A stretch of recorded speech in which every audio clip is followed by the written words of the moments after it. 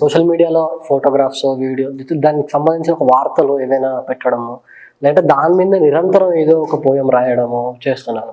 నాకు వచ్చిన main complaints ఏంటంటే, ఇక్కడున్న ఆదివాసుల గురించి నువ్వు రాయవా, ఇంతకాలం మాట్లాడుతున్నది ఆదివాసుల గురించే, నిరంతరం చేస్తూనే ఉన్నావు, కానీ ఎందుకు దీని మీదే ఫోకస్డ్గా నిరంతరం నాన్ స్టాపబుల్గా ఎందుకు ఉన్నావు అంటే, నాకు అర్థమైంది ఏమిటంటే, పాలస్తీనా ఇష్యూ అర్థమైతే ప్రపంచంలో ఏ సమస్యని అర్థమవుతుంది, కాశ్మీర్ అర్థమవుతుంది, బస్తర్ ఇష్యూ అర్థమవుతుంది, మన సిరియా అన్ని.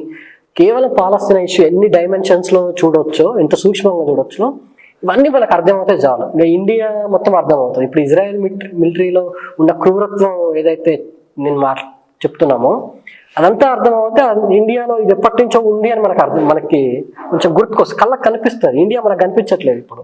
అట్లీస్ట్ అవి మనకి ఇండియావి ఎలాగో జర్నలిస్టులు సగం పనిచేయరు, పనిచేసిన వాటిని రానివ్వరు బయటికి. ఇప్పుడు బస్తర్లో జరిగేది ఏవి మనకు బయటికి రావట్లేవు, వీడియోస్ రావట్లేదు, ఫోటోగ్రాఫ్స్ రావట్లేదు, ఎప్పుడో ఏదో ఒక వార్త వస్తుంది. కానీ నిరంతరం అక్కడ కూడా మిలిటరీ అత్యాచారాలు చేయడం చాలా జరుగుతున్నాయి.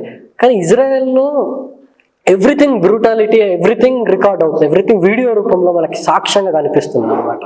కనీసం ఇవి అని మనం చూపిస్తే, వాటిని అర్థం చేస్తే, కళ్ళకి కదిలిస్తే ఇండియాని అర్థం చేసుకోవడం చాలా సులువు అవుతుందని నేను అనుకుంటాను.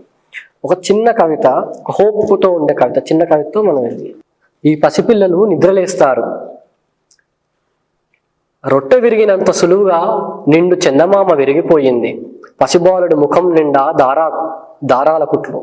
ఒక ఫోటోగ్రాఫ్ ఉంటుంది, ఒక చిన్న బాలుడు మొత్తం కుట్లేసే ఉంటాయి, ఫేస్కి అంత కుట్లే ఉంటాయి, మనకి పిల్లవాడు కనిపించాడు, మొత్తం కుట్లేసే ఉంటాయి. ఇట్లా రొట్టె విరిగినంత సులువుగా నిండు చందమామ విరిగిపోయింది, పసిబాలుడి ముఖం నిండా దారాల కుట్లు. ఏ కాలుష్యం లేని సహజమేఘం అసహజంగా విచ్చిపోయింది, పసిబాలుడి ముఖం నిండా దారాల కుట్లు.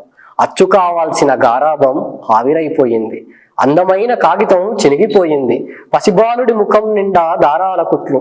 ఎన్నో కంచెలను దాటాల్సిన పతంగి చిల్లులు పడి నేల మీద నిద్రపోతుంది, పసిబాలుడి ముఖం నిండా దారాల కుట్లు. పిల్లవాడు నిద్ర